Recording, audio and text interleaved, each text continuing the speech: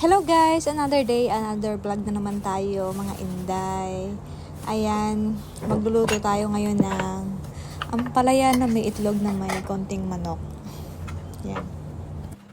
Hi, alam nyo guys, everyday ang hirap mag-isip kung anong iuulam. So kung anong available sa ref na pwedeng gawing menu, yun yung niluluto ko. At nakakilos lang tayo guys, nakapagluto, nakapaglinis kapag tulog yung batuta. So, dyan guys, tulog na si Matmat ng mga oras na yan, kaya nagsimulan na akong magluto.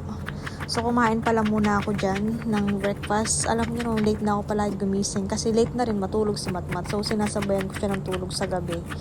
Kasi anong oras na siya natulog kagabi? Mag-1 na ng madaling araw. Kaya ayun, late na palagi kami nagigising 9 or 10 ng medyo patanghali na. Kaya nakapagluto ako na talaga mga 12 or 1 ganung oras na. Tapos nakakain ako ng lunch ko mga 2 or 3 na ng hapon.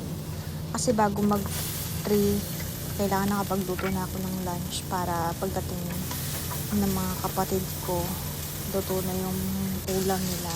Kaya alam niyo na kapag mami na talaga or nanay ka na talaga, time is gold. Kapag tulog yung bata, kailangan marami kang magawa. Kaya tayo dyan, para tayong helicopter guys. Maraming magagawa kapag tulog. Kahit antok ka rin, na gusto mong sawayan yung baby mo, pero no choice. Kailangan mong kumilos kasi kapag gising na ko, wala kang magagawa. Kasi mostly pakarga or kailangan laruin mo siya. So yan guys, pagkatapos ko niyang magluto, linis-linis na tayo guys. Kasi kailangan malinis palagi yung paligid kasi nga may baby tayo. Lalo na ngayon nagkaroon ng rashes si baby Matmat.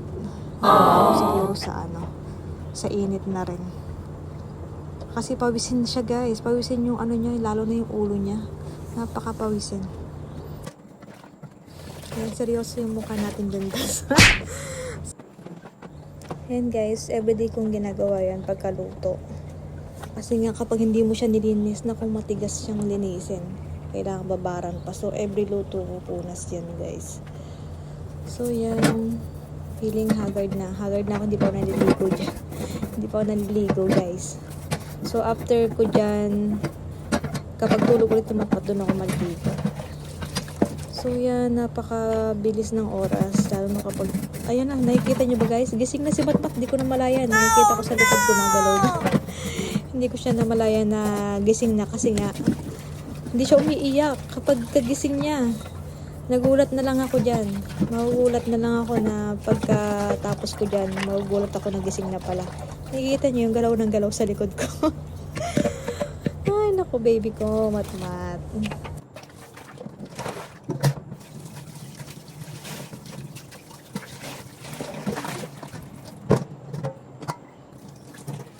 So, dapat yan guys, maglilinis akong CR.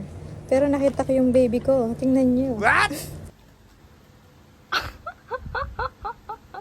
Nagulat naman ako. Gising na pala yung baby ko na yan. Ang tahimik naman yan. Di mo nang umiiyak. Ay, sus naman yung baby ko na yan. Ang pagka-baby ni nanay na yan. I love you. Say hi.